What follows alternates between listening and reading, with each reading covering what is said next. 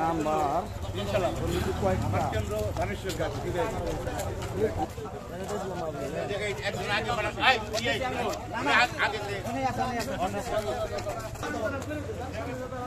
আমি ছাড়ি না তোর আমি রাইখা দিই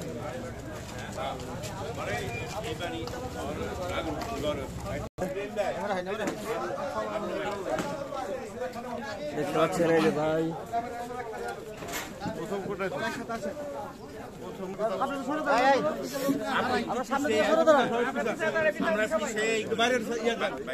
সামনের দিকটা একটু ক্লিয়ার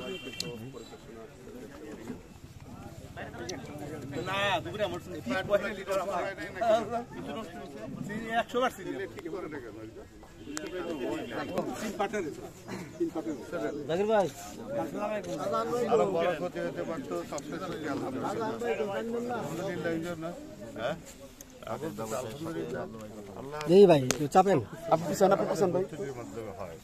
আমরা সবাই যদি সালাত আদায় করি, নামাজ পড়ি, ঈমান আকীদায় চলি, ইনশাআল্লাহ আমাদের এই ধরনের পরিণত হয় না। আমরা আসলে সালাত থেকে বিতাড়িত হইতে দূরে সরে গেছি, যার জন্য আমাদের আল্লাহ বিভিন্ন পরীক্ষার জন্য পাঠিয়ে দেয়। আজকে নামাজ পড়েন, আল্লাহ হচ্ছে আমরা দোয়া করি সবাই মিলে যে আপনি আল্লাহ আরো ভালো কিছু আল্লাহ রেখে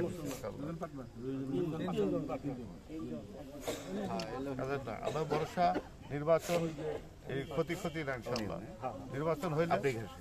নির্বাচন হইলে আমরা সমবেত সমন্বয় করে সবাই আমরা একটা দায়িত্ব দিয়ে পালন আমরা সাহায্যে এগিয়ে আসবো। ঠিক আছে, নির্বাচনটা বেশি দেরি নেই, কয়টা মাস, এই 2টা মাস 3টা মাস একটু কষ্ট করে 2-3টা মাস আমরা একটু অপেক্ষা করি। আল্লাহ যদি আমাদের সরকার গঠন করতে সক্ষমতা অর্জন করার সুযোগ করে দেয়, বিএনপি যদি ক্ষমতায় আসে, এই বিএনপির নেতৃবৃন্দ যারা আছে আজকে এখানে বলে গেলাম, আমরা আপনাদের পাশে থাকবো। এই ক্ষতিপূরণের কিছু অংশ পুরোপুরি না পারলেও পুরোপুরি দেওয়ার চেষ্টা করব, না পারলে আমরা পাশাপাশি কিছু ভূমিকা রাখবো ইনশাল্লাহ। মিথ্যা আশ্বাস দিয়ে লাভ নেই। আর যদি ক্ষমতা না যাইতে পারে, আমি তো শিল্পপতি না যে আমার পকেটে দিতে পারবো। আমি মানুষের মাঝে বিরাজ করি, মানুষের শ্রম দিয়ে রাজনীতি আসলে আপনার যদি আপনার মুসলমান হলে সালাত নামাজ পড়েন, নামাজ পড়েন, এটা হাসি, এটা বদান কাজের চোখের পানি নিয়ে গেছে। আপনি জানটা তো পয়সা রাখছে, অর্থ গেছে, আপনার জান আছে, আপনি রুটি রোজগার করতে পারবেন যদি শ্রম দিতে পারেন, মেধা খাটাইতে পারেন, আবার এর বড় কিছু করতে পারেন। অতএব নামাজ পড়েন, আল্লাহকে আকাশের দিকে আল্লাহ আমাকে এই ক্ষতি হইলো, আপনি আমাকে উত্তম জিনিসটা দেন, ভালো কিছু দেন, এর চাইতে ভালো দিতে পারে। তো সে চাইবেন আল্লাহর কাছে। আমার দেওয়ারও ক্ষমতা নেই, নেওয়ারও ক্ষমতা নেই। যে বেটা দেয়, যে বেটাই নেয়, যার হাতে জীবন এবং মৃত্যু, উনি সমস্ত ক্ষমতার মালিক। অতএব আমরা যে মানুষের কাছে দাঁড়াই, সরকারের কাছে, চমুকের কাছে না, আল্লাহর কাছে চান। আল্লাহ বলে দিব যে বেটা এইদিকে তুই পাবি। আল্লাহরে ডাকলাম না, আবার দোয়া কবুলের, তাই আল্লাহ দোয়া কবুল করবো, কিন্তু আমার মধ্যে এলেম নাই, জ্ঞান নাই, তার দাওয়াত যে ইবাদত বন্দী সেটা করি না, আল্লাহ আমাকে দিব কেন? তারপরেও আল্লাহ কাউকে না খায় রাখে না, নাস্তিক দিয়ে তাকেও না খায় রাখে না, তাকেও খাবার দিই, সবাই সৃষ্টি আল্লাহ। তো যাই হোক, আপনার নামাজটা আজকে বলে গেলাম ভাই, আজকে জোহর থেকে সালাত এবং মসজিদে বসে আল্লাহর কাছে ফেলেন, আল্লাহ কবুল করবে, আল্লাহ দেবে। আর আমরা যারা আল্লাহর গোলাম আছি, আমরা যদি সরকার ফর্ম করতে পারি, যারা তারেক রহমান ক্ষমতা আসেন, ইনশাআল্লাহ আমরা আপনার এই ক্ষতিপূরণে সাহায্য করবো ইনশাআল্লাহ। ঠিক আছে, সবাই আমরা ভালো থাকি। আজকে দেখে গেলাম যার যার ক্ষতি হয়েছে, সেটাও যে আমাদের সভাপতি সেক্রেটারি আছেন, বিভিন্ন নেতৃবৃন্দ আরো আছেন, তারা সমন্বয় করে একটা ডাটা কালেকশন করে রাখেন কত খরচ। এই বুক কিন্তু বুক না, বুক হইলে কি দিল অন্তর কল।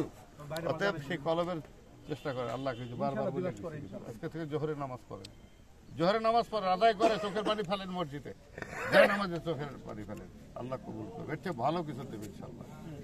ঠিক আছে, আল্লাহ বিশ্বাস রাখেন।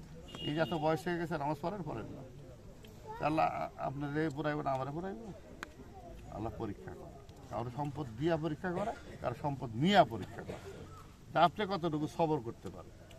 আমরা যখন অসুস্থ হয়, অসুস্থতা কি নিয়ামত, সুস্থতা নিয়ামত, তবে সুস্থতা বড় নিয়ামত।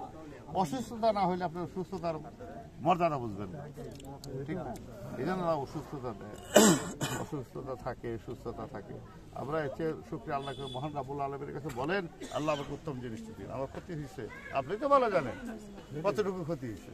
আল্লাহ আমাকে সহনশীলতার সাথে আমি চলতে পারি, সেই সক্ষমতা আমাকে দান। ওরা হইলো এই ওর কাছে ঘর ভাড়া দিই, ঘরের মালিকগুলো আমি, এই সবটি ঘর আমার, যতগুলো ঘর পড়ছে সবটি আমার ঘর।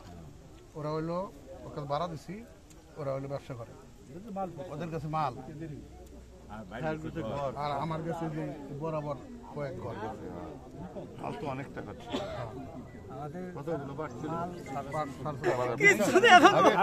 আমি আপনাকে মিথ্যা আশ্বাস দিলাম না তো। হ্যাঁ বলো। আল্লাহ রাব্বুল আলামিন আমাদের সে তৌফিক দিন। আমি তো বললাম যে মানুষের তো কোটিপতি ডাল নেই, গল্প দেখাতে চলি। সংসার চালাবো তো কিছু দিই পারি। এই ব্যবসা করে দুজনের নাম কি? মহসিন।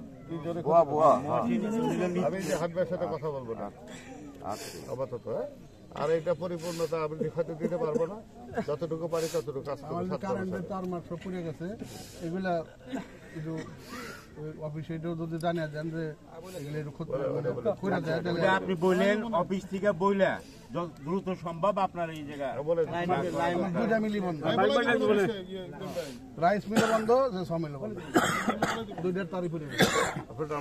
ইব্রাহিম, আপনি যাই অফিসে যাই কথা বললে আমি বলে ই করেন ভাই বলে দিবেন তো। অফিসের লোক আইছে, আপনি তো নেওয়ারই কাম না, আপনি এক নম্বর সূত্র।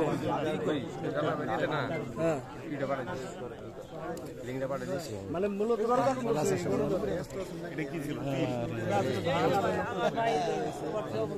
আমার কিছু